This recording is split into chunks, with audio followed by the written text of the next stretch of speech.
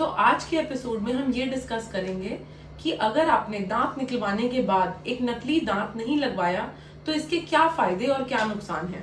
Hi everyone, I am Dr. Srishti Punjani. I am a private dental practitioner at Coral Dental Delhi and I am also a fellow from the Royal College of Surgeons UK. I am also a fellow for advanced oral implantology and cosmetic dentistry. तो सबसे पहले हम ये समझते हैं कि जब आप अपने दांत को निकलवाते हैं तो क्या क्या चेंजेस आते हैं। सबसे पहला तो आपके दांतों में क्या चेंज आता है। जब आप एक दांत को निकलवाते हैं तो उसके आसपास वाले दांत उस जगह में टिल्ट होने लग जाते हैं, उसके ऑपोजिट दांत उस जगह में माइग्रेट होने लग जाता है।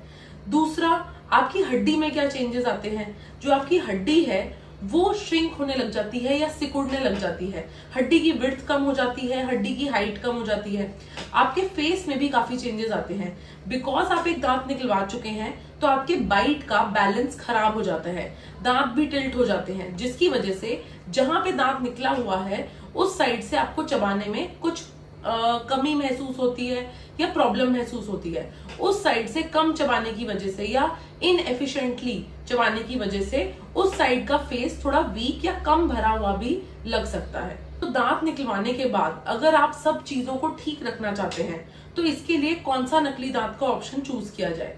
अगर आप 3 ऑप्शन जो होते हैं दांत को रिप्लेस करने के, वो होता है डेंचर या उतारने चढ़ाने वाला दांत। दूसरा ऑप्शन होता है ब्रिज जिसमें जुड़ी हुई कैपों का इलाज मिलता है, और तीसरा ऑप्शन होता है dental implant.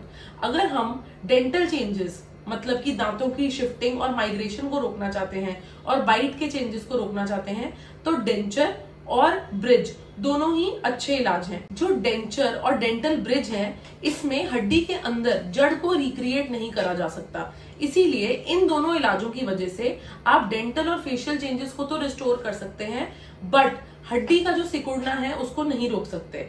Where as dental implant करवाने के बाद आप हड्डी का सिकुड़ना भी रोक सकते हैं और आप एज इट इज हड्डी की विड्थ और हाइट को मेंटेन कर सकते हैं।